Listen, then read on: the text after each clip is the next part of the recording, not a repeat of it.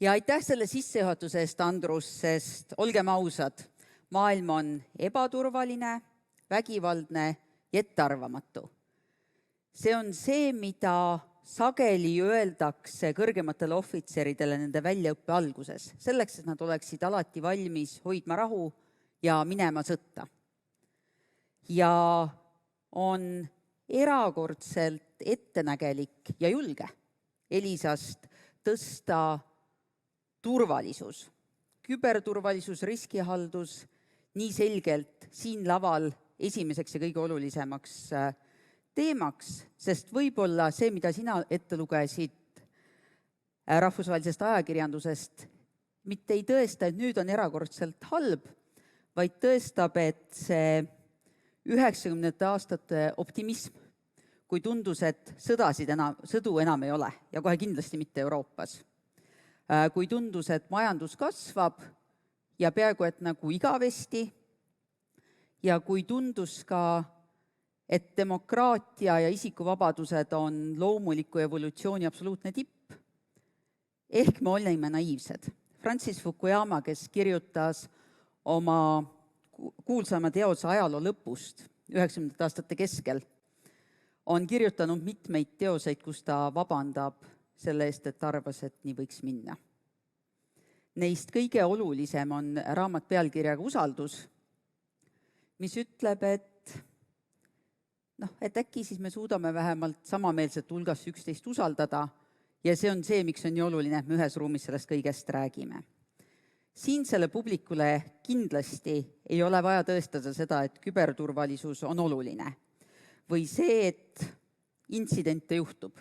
See siin on RIA intsidentihaldusosakonna ehk CERT statistika aastalõikes, mis näitab, et automaatseires on tase suhteliselt ühtlane ja mõjuga intsidente ehk neid, kus ohust või riskist on saanud ka reaalne mõju käideldavusele, terviklikkusele või konfidentsiaalsusele infosüsteemide või andmete puhul, et ka neid juhtub igas kuus. Seda me teame, ma loodan, kõik. Ja kõik, kes väidavad, et nende vastu küberründed ei ole olnud, on kas väga halva nähtavusega, rumalad, kriminaalsed või kõike kolme korraga. See, mida on näinud Eesti ja kogu Euroopa rohkem tõesti, on selgelt lainetena tulevad ummistusründed, mis on seotud Ukraina sündmustega. Eesti nägi väikest ka Narva ja Narva-Jõesuu piiril oleva tanki eemaldamise ajal. Aga suurem hulk teedossidest, ummistusrünnetest, vähegi nutika turbejuhi või IT-juhi või nende suhtes nõudliku juhatuse või nende kolme koostöös peetakse kinni automaatsete relvadega tänaseks. Ja miks me sellest kõigest räägime lõpuks on ju see, et olenemata sellest, kas teie äri on tehnoloogia, siin on mitmeid häid sõpru, kes arendavad ja käitavad Eesti jaoks erakordselt olulisi ja elutähtsaid süsteeme. Või on eesmärk midagi muud, turve on see, mis peab tagama, et asi püsti püsiks. Ja selle tõttu tuleb seda algusest peale võtta arvesse. Ehk et iga teenus või toode, mis on arendatud ilma info, turbe ja riskihalduse kaalutlusteta, on juba ise risk, mis võib ühel hetkel iseennast maha joosta. Ja mida see tähendab minu väga praktilises vaates, sealhulgas ka selle ökosüsteemi loojana, kus me kõik tegutseme digitaalses ruumis, on see, et toote või teenuse omanik peab aru saama, mis on tema vastutus, nii andmete kui infosüsteemide turvalisuse ja käideldavuse eest, ja seda ei saa mitte kuidagi teha ilma mõistmata, mis on protsessid ja kuidas sa arendad, kuidas sa käitled süsteeme. Ma õudselt sooviksin elada maailmas, kus minusugused oleksid töökohata. Muide, ma tahaks, Andrus, et ka Mai oleks töökohata. Ehk et maailm on esiteks nii turvaline, et infoturbejuhte pole vaja, ja teiseks, et teenuste ja toodete omanikud, vastutavad käitlejad, andmete omanikud mõtestavad turvalisust nii neid süsteeme disainides kui ka igapäevases käitluses, näiteks seire ja logimise vaates, nii hästi, et minusuguseid nagu õieti ei olegi, tuled kohale ja jood kohvi. Ja selleks, et see unistus saaks kuidagi olla täitumisele lähedal,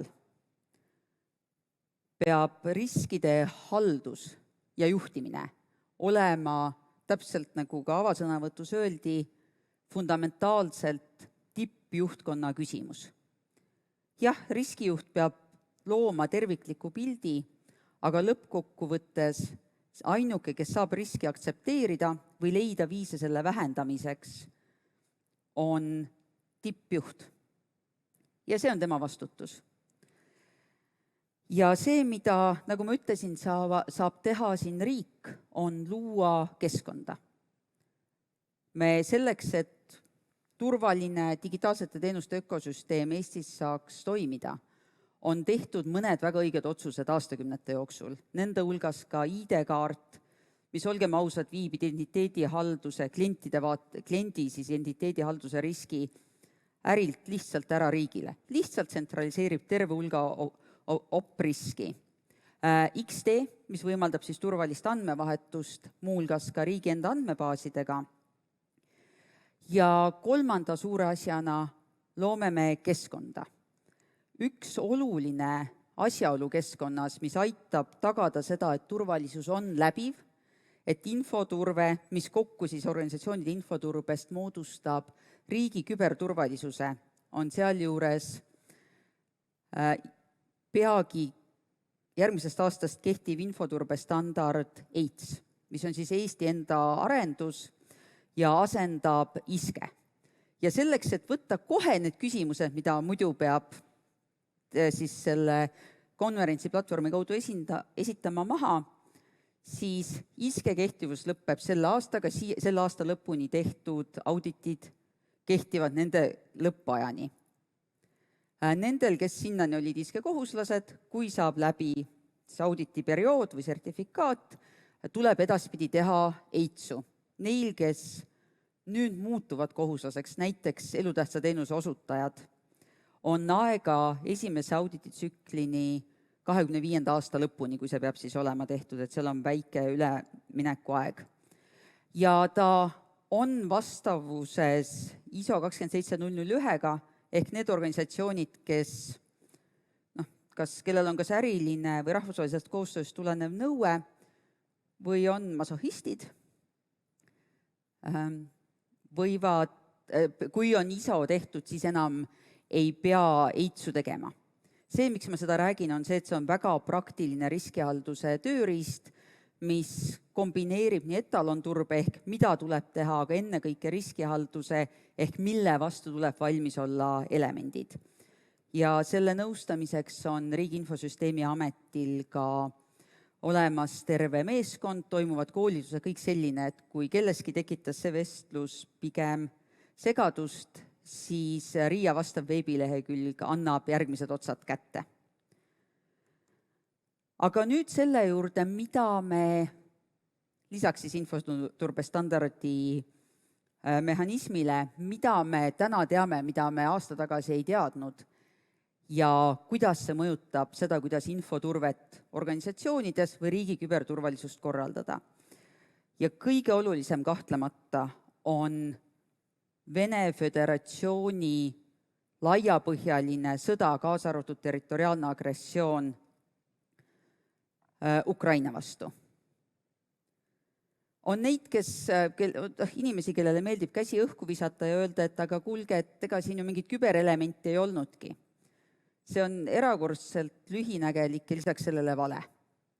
See, mis toimub täna, või siis ka mõned päevad tagasi Ukrainas põllul, pealinna pommitamine, tervete territooriumite okupeerimine, on selle sajandi Euroopas pretsedenditu territoriaalne agressioon iseseisva riigi vastu. Aga see, et taustal toimuvad küberrünnakud, on sellise tavapärase pahatahtliku riigi tegevuse tasemel. Ei tähenda seda, et neid on erakordselt vähe, see tähendab seda, et võrdeliselt reaalses maailmas on veel hullemini, sest pommid lendavad. Mida me oleme sellest õppinud, on esiteks Ukraina riigi enda kerksus. Ukrainlased hoidsid ka veebruari viimasel nädalal sellel aastal oma digiriigi ja teenused kodanikele suuresti käigus. Ja nad said seda teha sellepärast, et nende riik on mobiilis, selle äpi nimi on Dia.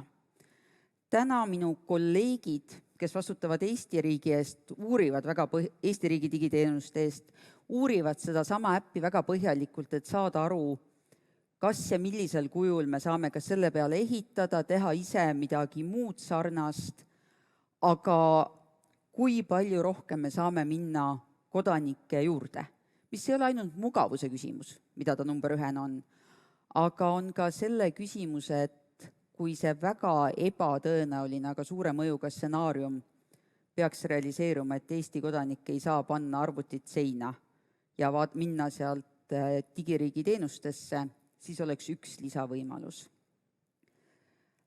Ukrainlased olid väga kiired ka oma sisu siis pilve viimisele. Ei ole kellelegi jälle saladus, et me oleme nii-öelda Eesti pilvemääruse, mis ennekõike puudutab riigi enda hallatud andmeid, finaliseerimisele väga lähedal. Need kolleegid, kes on seda siin väga oodanud, see on minu laual, sest ma tahan seda liberaalsemaks teha. Ehk et loodame, et saab paremini, kui oli plaanis. Küll aga on viimane nädal õpetanud või viimane kuu õpetanud meile väga palju sellest, kuidas mõtestada Eestit saartalitusena. Seesama arusaam, mis aastast umbes 2007 on Eestit väga hästi teeninud, et kui kõik välisühendused on maas, siis me peame suutma endiselt digiriigina toimida. On toonud meid siia, kus me oleme täna suhteliselt turvaliselt, aga selle probleem on see, et järjest rohkem on kodanikud, nende tegevused ja andmed pilves, ka need, mis ei ole riigi omad. Järjest rohkemad elutähtsa teenuse osutajad, sealhulgas ka pangad ja telekommunikatsiooniettevõtted, tegutsevad mitte Eesti saarel, vaid pigem Balti-Põhja poolsaarel. Ehk kogu nende äriloogika on ehitatud üles veidi erinevalt selle Eesti territoriaalselt autonoomselt tegutsemise nõudest. Samal ajal kõigile, kes uudiseid loevad, on selge ka, et infra on potentsiaalselt rünnatud, mis kokku tähendab seda, et siis see elektriga varustatuse küsimus kombineerituna sellega, et merealuste kaablite ja torude ründamine ei ole mitte teoreetiline kontseptsioon, vaid selgelt Nord Streami toru siis see oli mingit sorti ründe subjekt mõni nädal tagasi. Tähendab seda, et ma ei tea, mis on täna vastus, aga me vaatame seda territoriaalselt, iseseisvalt toimimise nõuet väga hoolega üle. Oleme õppinud ka omajagu enesekaitsest ja siin saan ma ainult kiita Riigi Infosüsteemi Ametit, kes olles teinud ettevalmistused ja olles umbes nii Ukraina konflikti alguses saanud selleks ressursid, pani väga kiiresti ja mõjusalt käima Eesti siis jälle ökosüsteemi vaates oluliste veebide lisakaitse. See tööriist, mida võiks nimetada teiseks perimeetriks, on siis riigi enda sidel ennekõike, aga ka mitmetel viisidel ka muudele veebidele rakenduvate kaitsevahendite komplekt, mis on saada 100 olulisemale veebilehele Eestis. Need ei ole ainult mitte riigisektoris. Olles ise olnud rakendaja, kui kellelgi siin on infoturbejuht, kes ütleb, et selle rakendamine on keeruline, siis palun laske ta kohe lahti. Selle asja rakendamine on umbes 4 inseneritundi minu kogemuses. Kui see, mis on teie tehnoloogia, on esoteerilisemat sorti, siis võib-olla läheb terve päev. Ja kogu kogemus näitab, et ründed, mis võtsid maha näiteks Kesk-Euroopa transpordisektori, kaasa arvatud lennujaamade veeb päevadeks ja kindlasti tundideks, Nende RIA pakutud lisakaitsemeetmete rakendamisel mõju Eesti tähtsatele veebilehtedele oli nii 2+4 minutit keskmiselt. Ehk need, kellele RIA on teinud pakkumise ja kes ei ole seda vastu võtnud, võiks kaaluda personalivalikuid, julgen siin ausalt öelda. Ja viimaks